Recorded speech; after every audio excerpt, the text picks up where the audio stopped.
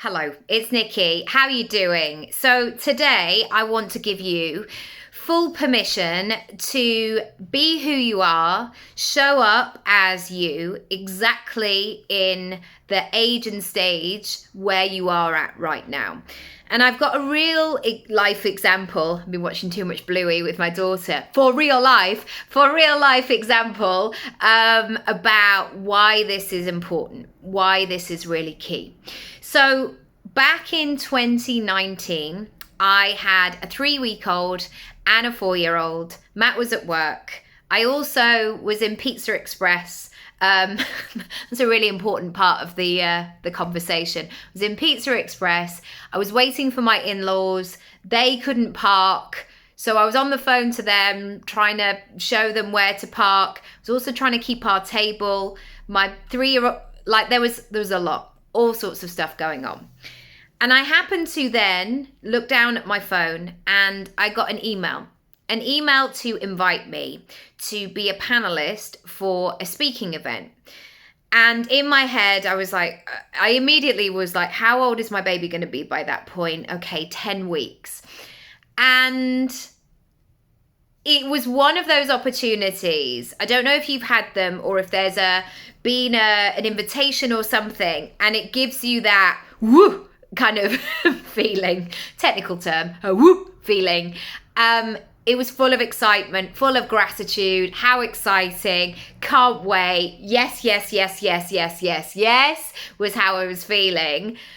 But then I kind of looked around and I was like, okay, but can I make this happen? And of course, then it was like, yes, you can make this happen. And in the end, I did. And I took my mum and it was brilliant. She got to hang out in the green room with the goodie bags and the baba. And I did this panel for half an hour. And the company was so supportive, so brilliant. You know, when companies say like women supporting women and we'll help you and we fully appreciate new mums. And even though I wasn't a new mum, but I had a new baby, they couldn't have been more amazing.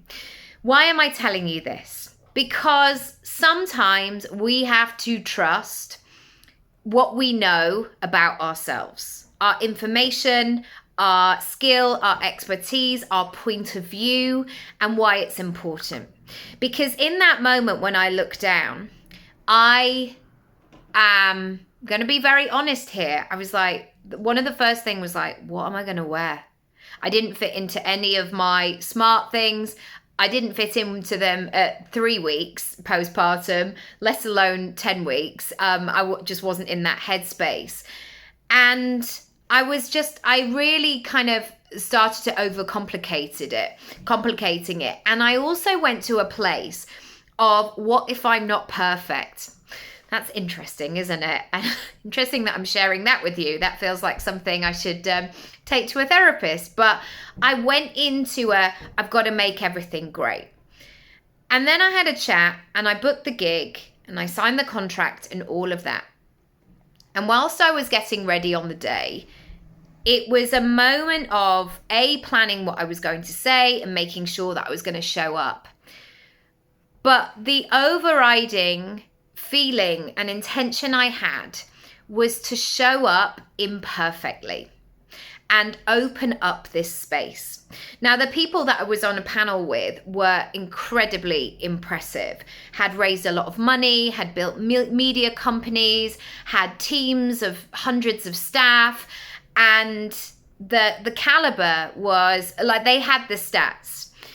And in that moment, even though I had a 20-year career under my belt, I was very much thinking, what is my contribution? And I realized that my contribution was to be a representation of a mum, postpartum, 10 weeks, with a 4-year-old as well, who was tired, who was trying to be the best mum that she could be. And makes me emotional. Trying to be the best mum that I could be. Trying to heal after a second C-section. And yet, had a wealth of experience and stories and compassion and scars and challenges and successes under her belt. And I was also somebody in that moment that could hold space for people who could get who got it, who was still ambitious, who still wanted to do all of these things, who still wanted to and needed to be in the conversation of money.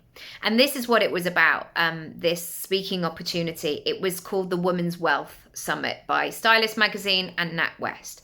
It was all about money. It wasn't just about like, create a vision board. It was, how do we get paid for this? How do we close the payment gap?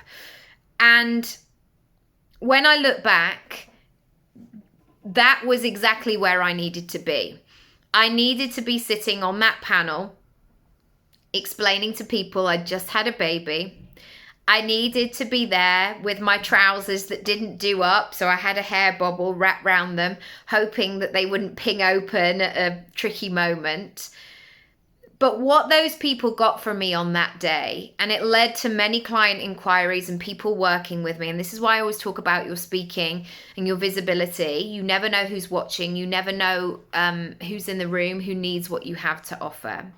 My vulnerability, my openness, welcome that in other people. The fact that I was showing up imperfectly and exactly where I was at meant that other people did. And what happened amongst these 4 panelists and the host, Jerry Healy, we had a real conversation, a conversation that flowed, that was difficult, that not difficult, but was not glossy. And it was beautiful. It was so amazing. And I love that potential in a room. Because when somebody stands up and is vulnerable or asks for help or says, I don't know what I'm doing in this kind of area, etc., it gives permission and creates a ripple effect in the room. So you don't just learn from somebody going, hi, I've done this fantastic thing and being all inspiring. You learn as an audience member, I know that I do, from the people who say, I'm doing this imperfectly, or I don't know what to do next, or I've done this, or this is my challenge. That's when you learn, when it becomes real life conversation for real life, as Bluey would say. If you are holding back, if you are saying you are not ready, if you are saying things like you don't have a big enough audience yet, I haven't been doing this long, what have I got to say anyway? All of them are stories. They're stories. Because I imagine that if you are attracted to this kind of conversation in terms of speaking, you are speaking like this in your everyday life. So if you're speaking like this in your everyday life and you are that person at the school gates or in the mix or that person in your community or in your family, the person that everybody always phones, it's time for you to get paid for it. So forget all of the subscribers and the numbers. And yes, some brands will say that that is important, but I've rarely had over 3,000 people on Instagram, and I've landed some of the most incredible gigs. But that's because I'm not going to give the information that other people give. I'm not just going to do surface like, oh my God, that was like so amazing. I'm not going to do it. Not going to do it. You're going to get grit, you're going to get edge, you're going to get truth and support. If you want to find out more about Speak Up, come on over, come and play, and I'll see you in there. Lots of love. Bye.